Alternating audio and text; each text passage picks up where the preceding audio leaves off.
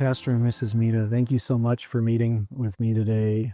You both have been an example and encouragement to me as I've been getting started in Japan with ministry.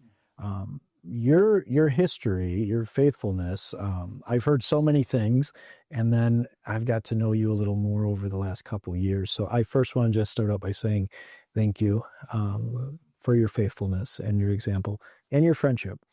And I have some very hard questions for you all today. And I think a lot of our listeners today would love to get to know you all a little bit more. You have been in ministry now for how long? Oh, with Baptist Mid, 42. At this church, about 30. Wow, 42 years with Baptist Mid. What happened in your life to kind of draw you to ministry? You can even share a little bit about how you became Christians. Yeah, ladies first. Go ahead. I came to America as a college student. I came, and about a year later, I got saved. And through this lady, very faithful lady, and I still have a very good contact with her. We are best friends. Yeah. Then I came back to Japan after I finished University of Texas. Then I started to go to Japanese church. Then I started to think, I want to study the Bible more. So I went back to America and went to Word of Life Bible Institute for 1 year Bible training. And during the missions conference there, God called me to be a missionary to Japan. So I came back as a Word of Life missionary under Word of Life and worked in Osaka. Wow. Yes. That's a good place, Osaka. You're from Osaka. You're born and grew up in Osaka, huh? Yeah. That's great. Pastor Mita? Well, I was born in a Buddhist Shinto mixture family, and my family had been really devoted to this religion. So I was really involved with this idol worship and things. I thought that was natural for me to do all this ritual. But anyway, when I see my family, grandparents and parents and sisters, we just fight each other constantly. Even though we had religion, we weren't happy. Japanese religion is dead.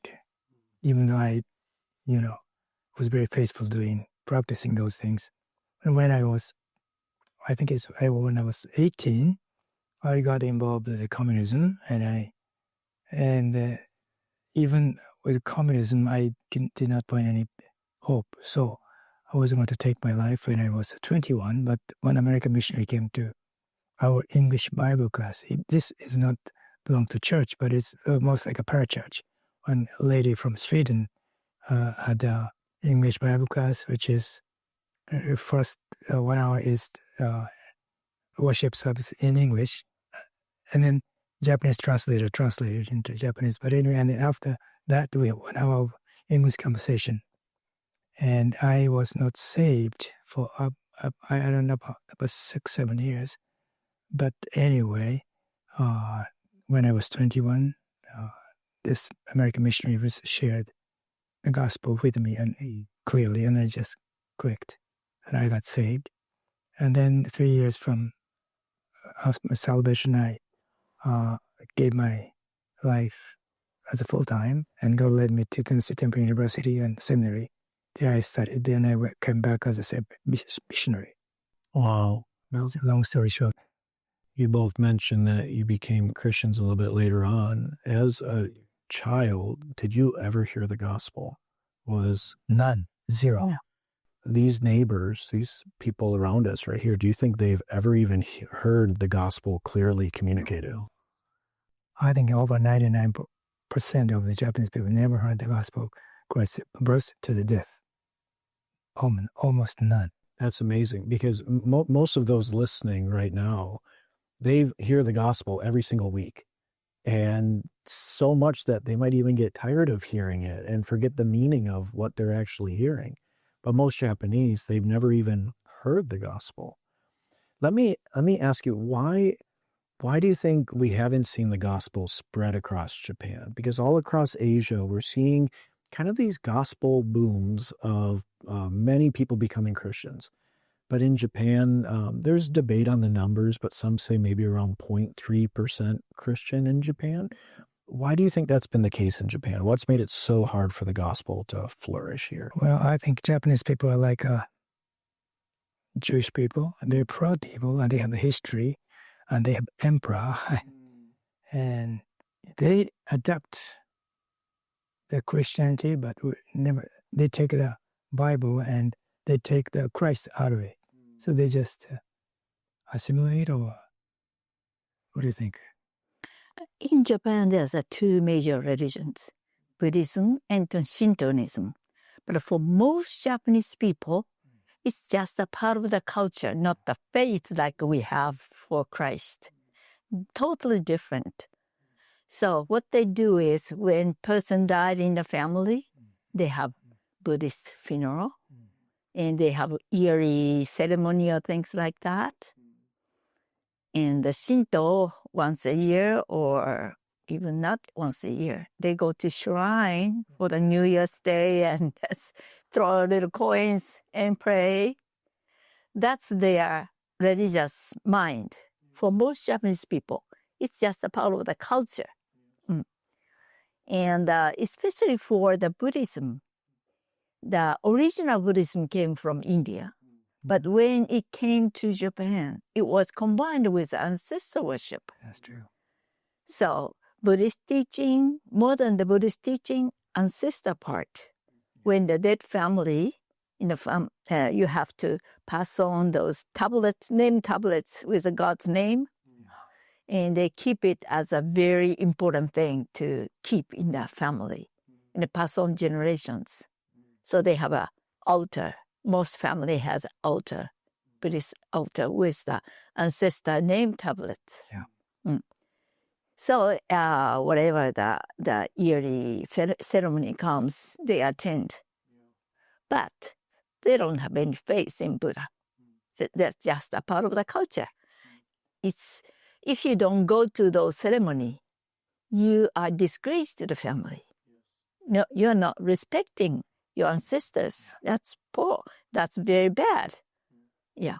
So that's the Japanese mentality for the religion. So when you think of Christianity, you go to church every week and give 1/10 of the income to the church. That's unthinkable. Commitment. So that's really pretend that many Japanese people, believing in Jesus Christ. One thing that I've observed is, in America, there's many people who would view it as accepting Jesus and just adding Jesus to their life. But in Japan, if someone were to become a Christian, it seems like it would affect every area of life, their family relationships, their work. Could you expound on that? Would that be a true statement? For some people, but others take more lightly. But some serious people do it. So they get persecutions. For example, like my daughter, she, like I said, a prayer when she eats school lunch. And her friend says, "What are you doing?" Start from there. Then eventually she kind of hide in silent prayer. When you look at the future of Japan, because we know that God loves the Japanese people, and our hope is to see the gospel flourish in Japan. When we look ahead for the next 10, 15, 20 years, there's lots of changes in Japan right now. Birth rates are a very interesting conversation. What are some of the hopes for the future of Japan for the gospel? In other words, have you seen the soil of Japan change? Do you feel that people are more ready to listen to the gospel, or do you feel like the soil right now is still very difficult? 1549, the Catholic came from Spain and Portuguese, right? Remember that? From that point up to now, even Catholic or Christianity never grow. And then numbers of Baptists going down, membership are going down. And many Protestant churches in Japan, its average the age of the pastors was like over 70 or 80 or 90. But at one point is, as you said, that once they really commit themselves and then you disciple them, they live for Christ. Yes. That's it. And most of our people are that way. Very dedicated. Very, very dedicated, aren't they? Very dedicated men. I think It that happens to, even though they were busy, you can train them. So win men, then you win wife and children and grandchildren. yeah, I believe the stats say 60% of Japanese churches are 15 people or less. Or more. I can say average 20, 15. Yeah. 10, 15, 20, 30, 40 years, still 10. Yeah.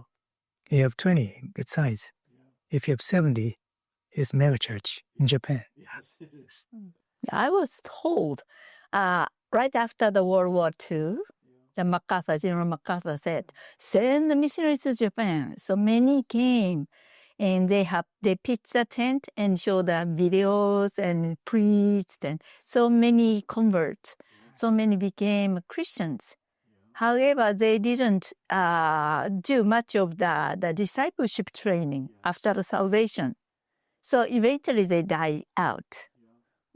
And they didn't pass on the next generations. That's why, used to be so many, but now where are they? Yes. Yeah, that's what happened. And at the same time, before, the material was really low after the war. Everyone want, give me, right? Yeah. Yeah, so when the missionary gave something and the Bible and a few things, they're happy. But now, the other way around, the Japanese are rich. They're satisfied with what they have. And education is high. And social pressure is so high. So they don't have a time. And another problem is the pastor's kids, missionaries' kids, or even we were very dedicated family. Very, very dedicated. All these guys are very dedicated. But yet, when grow up, become teenagers, many of them stop coming. This is a fact. Or even your daughter, and go to very ungodly circumstances. She feels lonely. My daughter is lonely. No one to talk to. Yes. Man, the peer pressure is huge. It's important for our viewers to know Japan is a very community-based culture. Yeah. And there's not Christians in the community. Zero. So School zero. when someone becomes a Christian, they are alone. Yeah. We spend a lot of time with our kids because we know that their Christian influence is in the home. And God can use it, but we need to bathe those kids in prayer. If you're thinking of something to pray for those kids that are in those circumstances. And not only kids in the school, but college students and adults. There's a lot of loneliness in Japan. Yeah. And it's really shocking.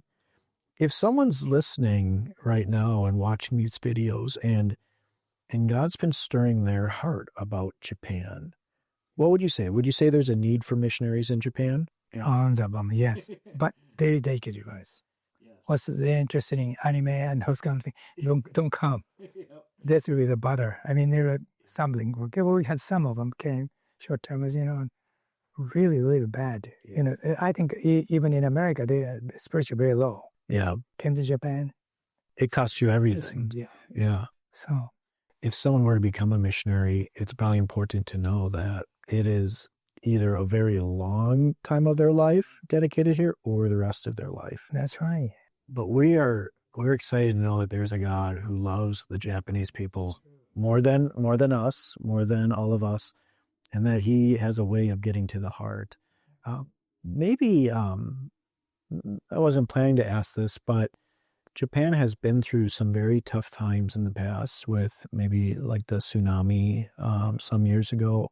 Have you seen those times in Japan's history of kind of softening hearts to the gospel? Just 1 year. Yeah. Or 6 months. Yeah. The East, with the big tsunami and things. 1 year is getting, they see the supernatural power of it.